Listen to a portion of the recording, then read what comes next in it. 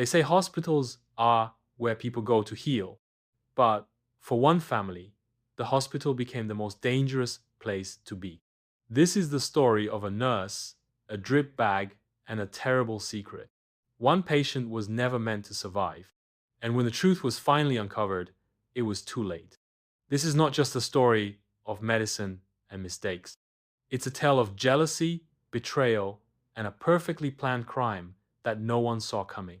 This is the poison drip bag.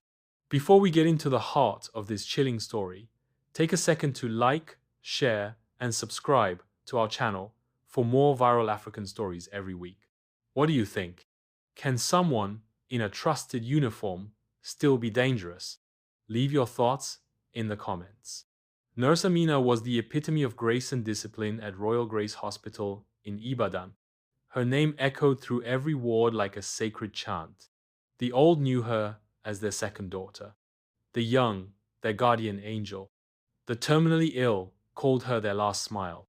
Her blue uniform was more than a tirade, was armor against chaos, pain, and disorder. 12 solid years, Amina had walked those hallways. She worked through pandemics, national strikes, and days without electricity. No complaint ever touched her file. Her supervisors praised her as dependable, methodical, and deeply compassionate. If there was ever an emergency, everyone knew Amina would stay past her shift to ensure lives were saved. But few knew her story. Behind that warm smile and gentle voice was a woman who had tasted unimaginable grief. Her life had once held Promisa, loving husband, Musa, and a future she dreamt of each time she rubbed her pregnant belly. But dreams can shatter faster than glass.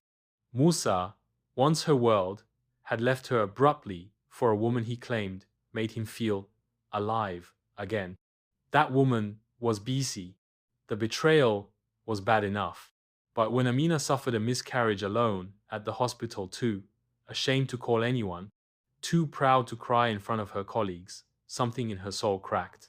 The baby she never got to hold became a scar she wore under her uniform. Every baby she delivered afterward, every mother she comforted, they reminded her of what was stolen. Her silence was her survival. Her shifts were her therapy. But time doesn't heal all wounds, because one day, fate wheeled BC back into her life. It was a bright Monday morning. The hospital lobby buzzed with activity. Interns darted between wards, patients queued for consultations, and amidst it all came the low rumble of a luxury SUV. Out stepped BC. She looked like she had walked off a billboard. Head held high, lashes long and fluttering. Her perfume cut through the hospital air, exotic and expensive. She had come for a routine surgery, but she made it feel like a red carpet entrance. "Excuse me, private suite only," she barked, flashing her wrist dripping with gold. "And please ensure the AC works. I cannot do heat." Amina turned at the sound of the voice. Her heart stuttered. The woman had changed. Richer, bolder, louder. But Amina would never forget that smirk, that voice that had once whispered Musa's name. She clenched the chart in her hand. Her pen nearly snapped, but her face showed nothing.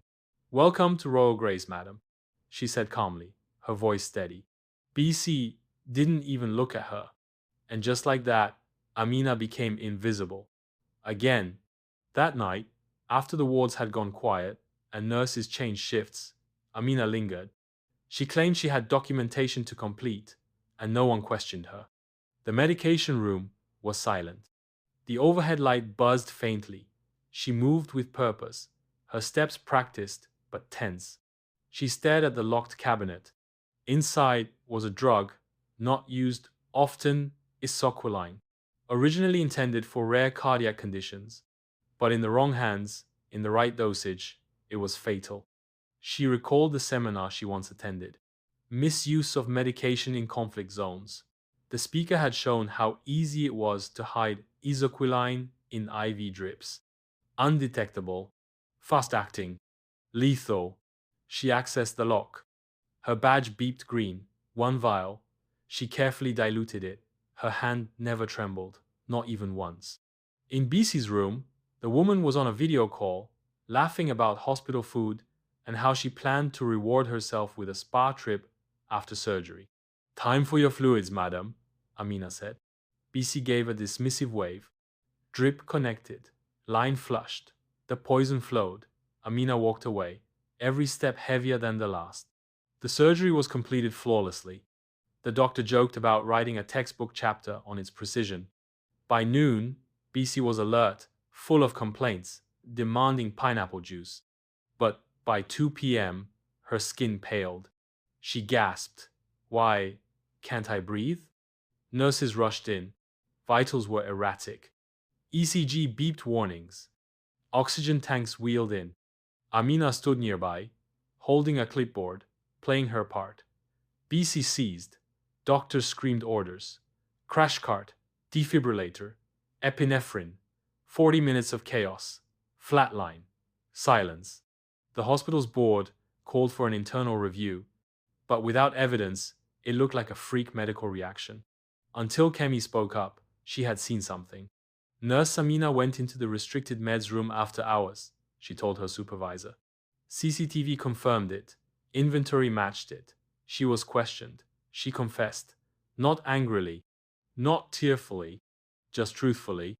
"She killed my child and wore her crown like nothing happened. I only returned the pain." The trial and revelation. In court, people came in support. They wore ribbons for Amina. Her lawyers argued trauma, untreated PTSD, emotional insanity.